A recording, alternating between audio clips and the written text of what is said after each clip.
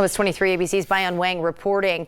And calls for reform within police departments have been a topic discussed across the nation. Earlier today, 23 ABC's Alex Bell spoke with Ward 2 City Council member about the process of establishing reform within the police department and recommendations he's making at tonight's meeting.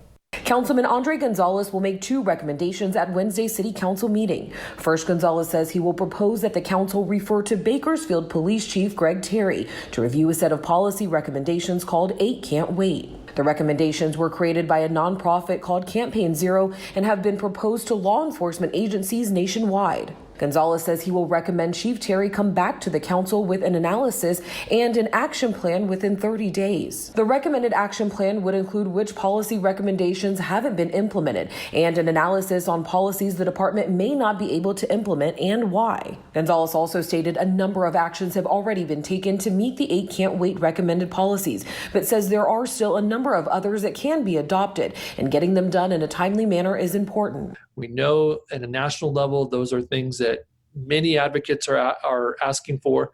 We need to do right away. We need to do that analysis, come back with recommendations for the full council as quickly as possible. That's something we can work on immediately. Establishing reform within law enforcement in Bakersfield must go through a chain of command. Gonzales says the chief of police reports to the city manager, and the city manager reports to the city council as a whole. Gonzales' second recommendation will be for the Bakersfield city manager, Christian Clegg, and Chief Terry to develop a 6-month task force made up of community members to work on policy recommendations for the police department, for the city council to adopt, so that we can move forward.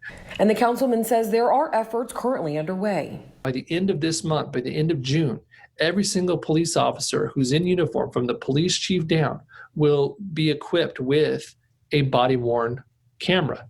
Gonzales says the body cameras that were approved in this year's city budget are a big step in the right direction. What I hope is that people who are concerned about, practices of the police department in our community, that they really take a look at what work has been done first. He added that in this year's budget, resources have been allocated to include another lieutenant position that will be responsible for professional standards. And there will be an office that will review the body cam footage to see if best practices were being implemented. Efforts he says will make the entire community more safe and have a positive long-term effect.